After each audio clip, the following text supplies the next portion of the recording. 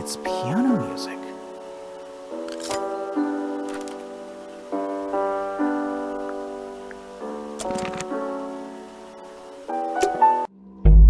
There's something about that pink cassette tape. Something suspicious. Let's ask Poppy about it.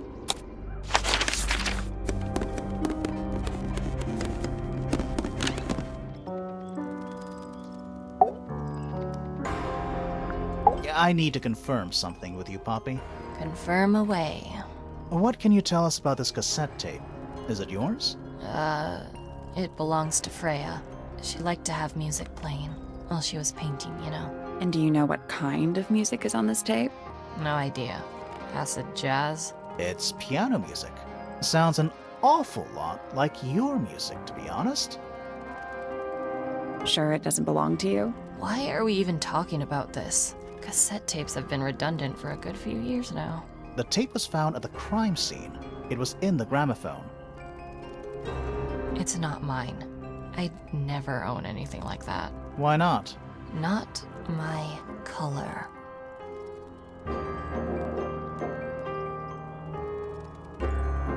You used to like these colors. Ridiculous. We need a clue to compare with the cassette tape. Something that proves Poppy used to like these colors. Let's take a closer look at this.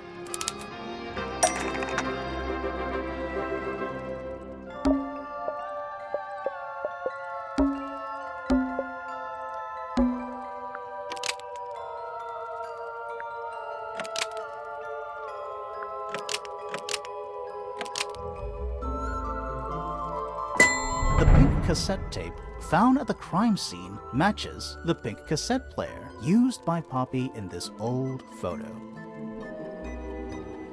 That is not me. Yeah, it is. I'll prove it.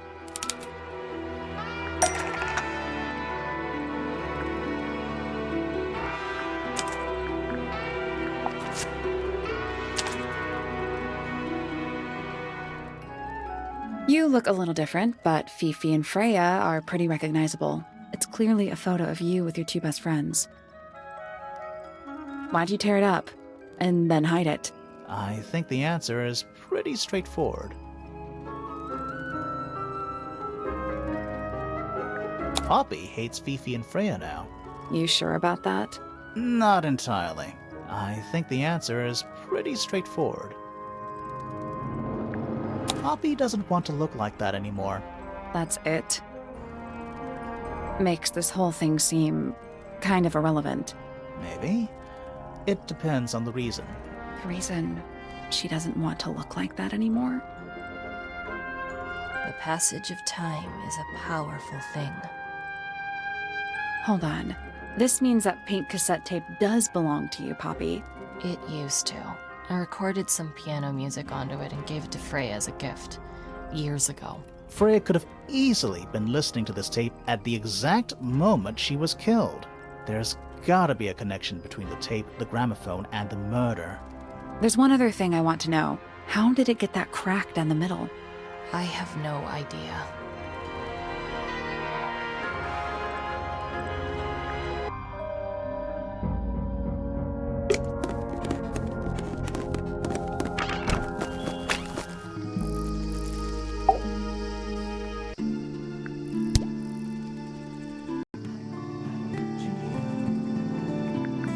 She questioned me. About what? My work, the plants, bit of everything. Did she search the greenhouse? No, she didn't. You sure? Maybe she did it when you weren't in there. No, she hasn't touched it.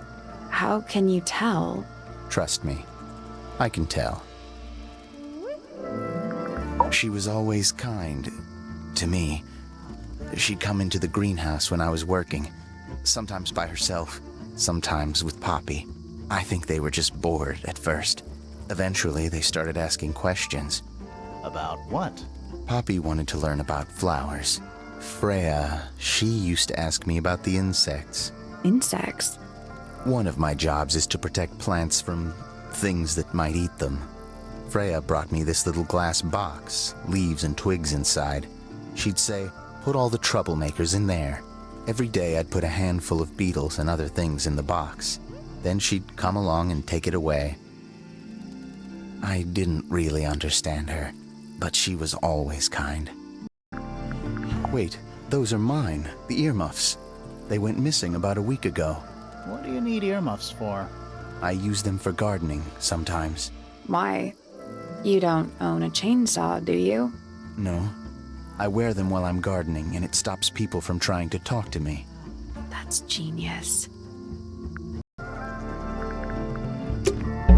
There's something about Hawkshaw's handheld microscope. Something suspicious. Let's ask her about it.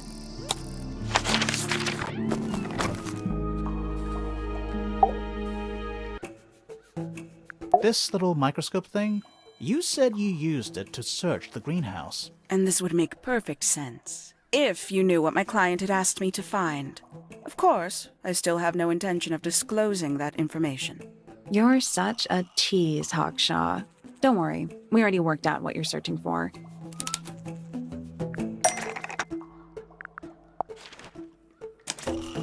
You're not as hopeless as you look. Thanks. So, that's what you were looking for in the greenhouse? This beetle? Surely even you can understand the logic of it. The greenhouse is home to a great many insects. The gardener could have easily kept the beetle hidden in there. Well, Fitz said you questioned him, but didn't actually search the greenhouse. He is not exactly the type to appreciate subtlety. He simply didn't notice that I was using my microscope. What do you reckon, Grimoire? I know for a fact she didn't use the microscope in the greenhouse. It's not a microscope at all. All of a sudden, Detective Grimoire is some kind of expert on microscopes.